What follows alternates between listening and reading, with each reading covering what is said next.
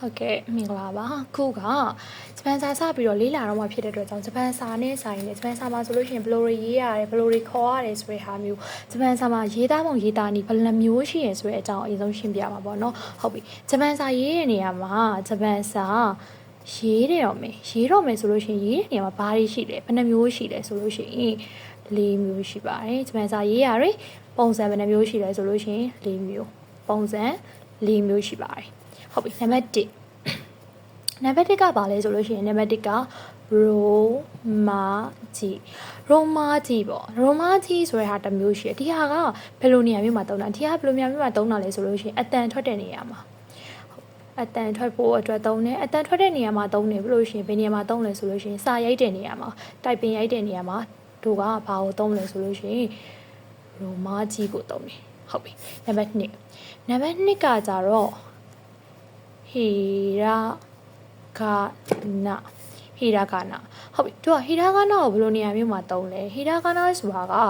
ဂျပန်စာစစ်ဟီရာဂနာကိုလို့စမှတ်ထားမှာဘာလို့ပဲမှတ်ထားမလဲဆိုလို့ရှိရင်ဂျပန်စာစစ်လို့ပဲမှတ်ထားပေးမယ်ဟုတ်ပြီနံပါတ်3ကခါတာခါနာဆိုတာဘယ်လိုနေရာမျိုးမှာသုံးတာလဲဆိုခါတာခါနာကဂျပန်စာစစ်မဟုတ်ဘူးဟုတ်ဟီရာဂနာတော့ဂျပန်စာစစ်ဆိုခါတာခါနာကဂျပန်စာစစ်မဟုတ်ဘူးဘယ်လိုနေရာမျိုးမှာသုံးတာလဲဆိုမွေးစားယူထားတဲ့စကားလုံးတွေမှာသုံးတယ်မွေးစားယူထားတဲ့စကားလုံးတွေမှာသုံးတယ်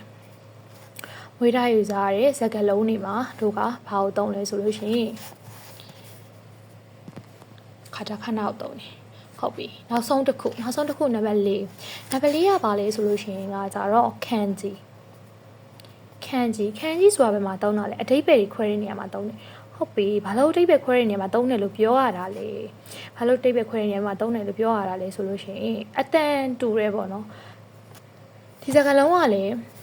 ဒါပဲနောက်စကားလုံးတစ်ခုအတန်ကလည်းဒါပဲဒီစကားလုံးကအတန်လည်းဒါပဲနောက်စကားလုံးကအတန်လည်းဒါပဲဆိုတို့ကဘာနဲ့ခွဲလဲဆိုကန်ဂျီဆိုတဲ့စကားလုံးနဲ့တို့ကပြန်ခွဲချပလိုက်တယ်အဓိပ္ပာယ်ကိုပြန်ခွဲပြီးတော့အဲ့လိုခွဲချပလိုက်ပါတယ်ဟုတ်ပြီအဲ့ဆိုလို့ရှိရင်တစ်ခုချင်းဒီအသေးစိတ်ပြန်ရှင်းပြမယ်ဆိုလို့ရှိရင်နံပါတ်1က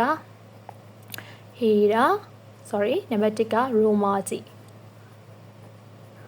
နံပါတ်1ကရိုမာကြီးဟုတ်ပြီရိုမာကြီးဆိုတော့အပေါ်ကပြောခဲ့တယ်ရိုမာကြီးဆိုတာအပေါ်မှာပြောခဲ့တယ်အတန်ထွက်ရင်လည်းတိုက်ပင်ရရင်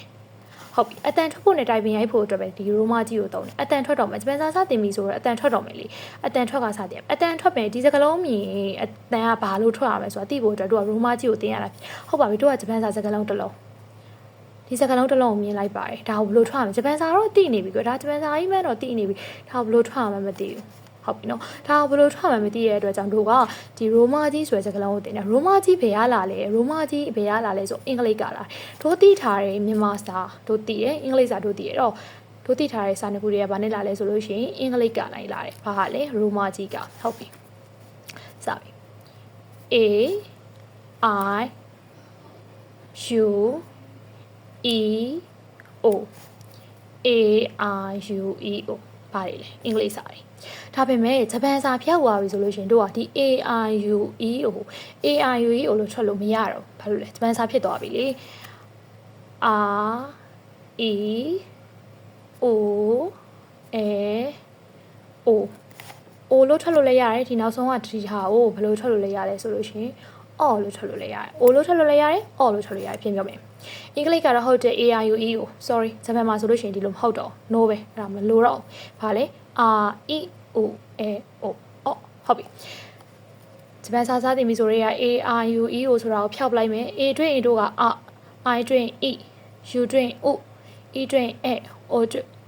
လို့ O ဒါမှမဟုတ်အော်လို့ထွက်ပြရမယ်ဟုတ်ပြီအဲ့ဒါမှတို့ကအဲ့ဒါတွေကိုဘယ်လိုခေါ်လဲဆိုရိုမာကြီးလို့ခေါ်တယ်အဲ့စကားလုံးတွေရဲ့ရှေ့မှာဥမာနောက်ပိုင်းဆက်တင်မယ်ပေါ့နော်ဥမာတစ်ချောင်းတင်ပေးမယ်ကေလာတယ် A ရဲ့ရှေ့မှာကေလာတယ် A တုံးကအလို့ထွက်တယ် K ကြတော့ K ဆိုတဲ့စကားလုံးတို့ကလို့ထွက်ရမယ်အဲ့တော့ A ဆိုရင်K နဲ့ပေါင်းလိုက်တော့က I ဆိုတဲ့စကားလုံးတို့က K နဲ့ပေါင်းမယ်တို့က K ကိုဘယ်လိုထွက်တာလဲကလို့ထွက်ထားတယ်မဟုတ်လားဒါဆိုလို့ရှိရင်လုံးကြီးတင်လိုက်မယ်ကလို့ထွက်လို့လည်းရတယ်ခလို့ထွက်လို့လည်းရတယ်အများစုကတော့ခနဲ့လို့လည်းထွက်ကြတယ်ကလို့လည်းထွက်ကြတယ်ဆိုရင်ခလို့ထွက်တာပုံများရလို့ခံစားရတယ်ပေါ့နော်ဟုတ်ပြီနောက်တစ်လုံး K ရဲ့နောက်မှာဘာလိုက်မလဲဥလိုက်မယ်ဥဟုတ်ပြီဒါဆိုလို့ရှိရင်ကလို့လည်းခေါ်တယ်ခလို့လည်းခေါ်တယ်ဘာဖြစ်သွားလဲကုခုနောက်တစ်ခု K ရဲ့နောက်မှာ E လိုက်မယ်ခလို့လည်းခေါ်လို့ရတယ်ခလို့လည်းခေါ်လို့ရတယ်ဘာဖြစ်သွားလဲ K K နောက်ဆုံးတစ်ခုကကြတော့ K ရဲ့နောက်မှာ O လိုက်တယ်ဒါဆိုလို့ရှိရင်ကိုလို့လည်းခေါ်လို့ရတယ်ခေါ်လို့လည်းခေါ်လို့ရတယ်ဒါပေမဲ့များစုကတော့ခလို့သုံးကြတာများတယ်ပေါ့နော်ခဝင်းနဲ့သုံးကြတာများတယ်အဲ့တော့ခလို့သုံးကြများတယ်အဲ့တော့အာကိုတွင် A ကိုတွင်အာကိုတွင် E ကိုတွင် O E ကိုတွင် A O တွင် O လို့လည်းရတယ် O ဆိုလည်းရတယ်ဒါဆိုလို့ရှိရင် K နဲ့ပေါင်းလိုက်တော့ခခီခု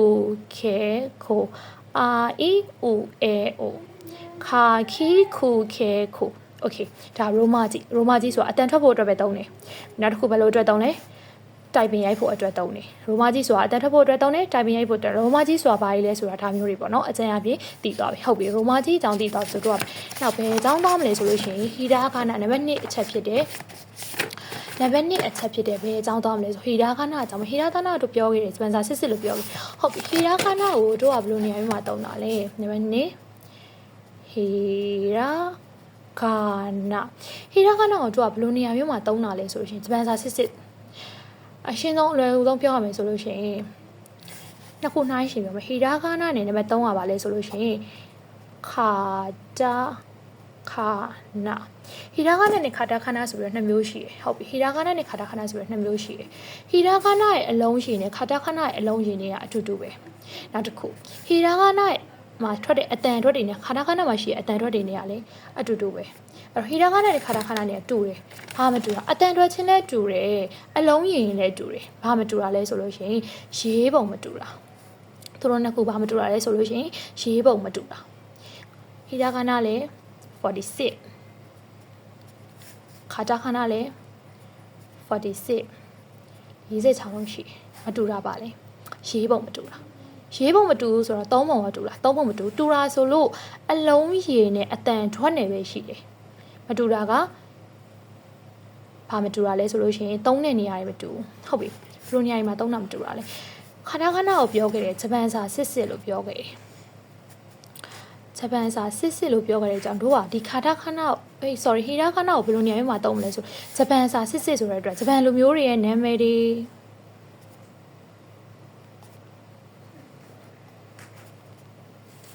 နာမည်ဒီမှာသုံးမယ်ဒီဂျပန်နဲ့ဆိုင်တဲ့ဂျပန်ပိုင်းစာလုံးတွေမှာသုံးမယ်ပေါ့နော်ဟုတ်ပြီနောက်တစ်ခုကျမရတော့ဒါလေးပဲမှတ်ထားပေးမယ်ခါတာခါနာကိုဘယ်မှာသုံးလဲဆိုလို့ရှိရင်နိုင်ငံသားတွေရဲ့နာမည်တွေ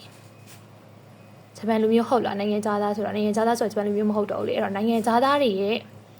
ဘယ်မှာသုံးလဲဆိုလို့ရှိရင်နာမည်တွေမှာသုံးတယ်နိုင်ငံသားတွေရဲ့နာမည်တွေမှာသုံးတယ်ဟုတ်ပြီနောက်တစ်ခုကမွေးစားယူထားတဲ့စကားလုံးတွေမွေးစားယူထားတဲ့စကားလုံးတွေဆိုတာဘာဖြစ်မလဲမွေးစားယူထားတဲ့စကားလုံးတွေဆိုတာကမြန်မာမှာပဲကြည်ကြည်ကွယ်မြန်မာမှာပဲကြည်ကြည်ဆိုတာမြန်မာမှာဆိုလို့ရှိရင် driver ရေမောင်းသူ driver ရေမောင်းသူလို့မခေါ်ကြဘူး driver လို့ပဲခေါ်တယ်သူလည်းအဲ့လိုပဲ driver လို့ခေါ်တာရှိမယ် driver ဆိုလို့ရှိရင်တို့ကဘာနဲ့တုံးမလဲဆိုလို့ရှိရင်ဟီတာရေးပေးမယ်ဆိုလို့ရှိရင်အတန်တော့ကတော့ဒါပဲဆိုပေမဲ့ရေးလို့ရှင်တို့ကခါတာခါနာနဲ့ရေးပေးမယ်ခါတာခါနာနဲ့ဟုတ်ပြီမြန်မာမှာတော့တစ်လုံးရှိတက်စီအငားရင်လို့ဘယ်သူမှမပြောဘူးကွယ်တက်စီလို့ပြောကြသူ့မှာလည်းအဲ့လိုပဲတက်စီကိုတက်စီဒါဆိုလို့ရှိရင်မွေးစားယူလိုက်တဲ့အတွက်ကြောင့်အဲ့တက်စီဆိုတဲ့စကားလုံးဘာနဲ့ရေးမလဲဆိုလို့ရှိရင်ခါတာခါနာနဲ့ပဲရေးပေးမယ်မြန်မာမှာရှိသေးပါတယ် chocolate ice cream ဆိုမှလည်းအဲ့လိုပဲ ice cream chocolate driver စသဖြင့်တက်စီဒါမျိုးစကားလုံးတွေကိုတို့ကခါတာခါနာနဲ့ပဲရေးပေးရမယ်တော့ခါဟီတာခါနာနဲ့ခါတာခါနာရဲ့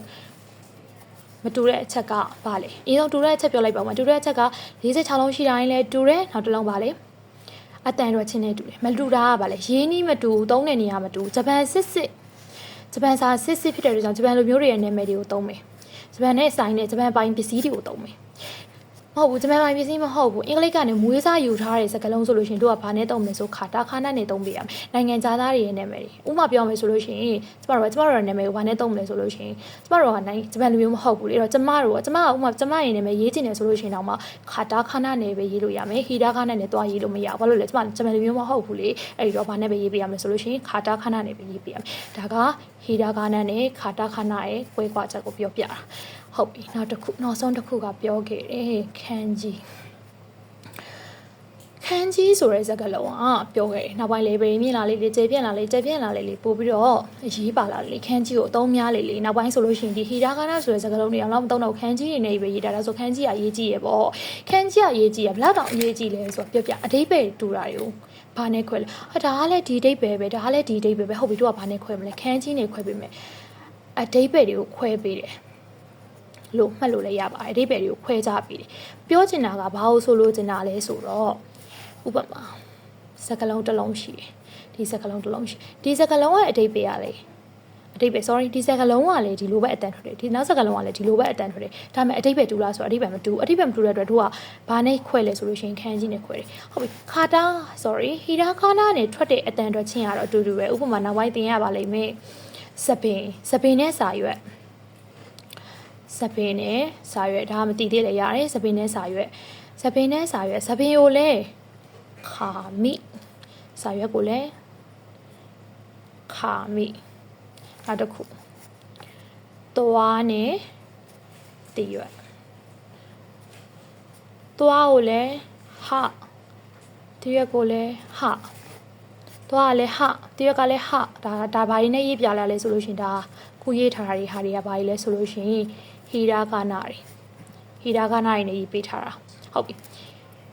တူတယ်ဟီရာဂါနာနဲ့ရေးပေးတာစပင်ကိုလည်းသူ့ကိုဒီလိုအတန်းထွက်တယ်စာရဲဆိုလည်းခါမိရေးတာလည်းတူတယ်အကုန်လုံးတူနေတယ်ဒါဆိုလို့ရှင်တို့ကဘာနဲ့ခွဲမလဲဆိုတာခန်းကြီးဆိုရင်နောက်ထပ်သင်ရမယ်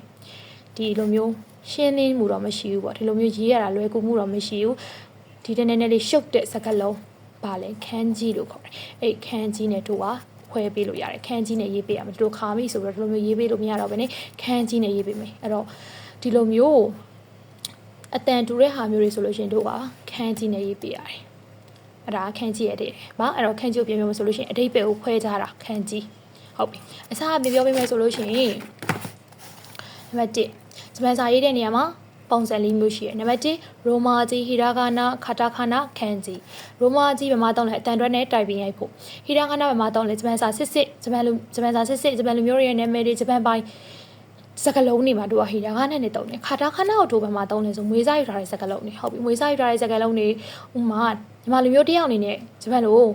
ကိုယ့်နာမည်ကိုရေးချင်တယ်ဆိုလို့ရှိရင်လည်းခါတာခါနာနဲ့ပဲရေးပေးရမယ်အင်္ဂလိပ်လူမျိုးတယောက်အနေနဲ့ဂျပန်လိုအဲ့အင်္ဂလိပ်လူကြီးကသူ့နာမည်ကိုဂျပန်လိုရေးချင်တယ်ဆိုလို့ရှိရင်လည်းခါတာခါနာနဲ့ပဲရေးပေးရမယ်အတန်တော့ကတော့တူတူပဲဘာမတူတာလဲရေးပုံရေးနည်းမတူတာအလုံးရေးလည်းတူတူပဲဘာမတူတာလဲရေးပုံရေးနည်းမတူတာခန်းကြီးအတိတ်ပဲခွဲခြားဖို့အတွက်တော့ခန်းကြီးကပြောပြီးတော့စကလုံးနှလုံးကအတန်တွေချင်းတော့တူနေတယ်ဒါပေမဲ့သူတို့နှစ်ခုကမတူဘူးနောက်တော့စပင်းနဲ့စာရွက်တရွက်နဲ့သွားဒိတ်ပင်ရမတူဒါပေမဲ့ရေးပုံရေးနည်းတော့ဒီတ flow တွေအဲ့တော့ကကြတို့ကဘယ်လိုတောင်းလဲဆိုလို့ရှိရင်ခန်းကြီးဆိုတဲ့စကားလုံးနဲ့ရေးပြီးတော့ခွဲလို့ရပါတယ်ဒါဆိုလို့ရှိရင်ခန်းကြီးကိုခုမှတ်ထားရမှာအတိတ်ပဲခွဲဖို့အတွက်ခန်းကြီးကိုသုံးပါတယ်ဟုတ်ပါပြီဒါကတော့ဒီပြောလိုက်တာတော့ဂျပန်စာရေးတဲ့နေရာမှာလိုအပ်တဲ့ပုံစံလေးမျိုးကိုပြပြပေးတာပါ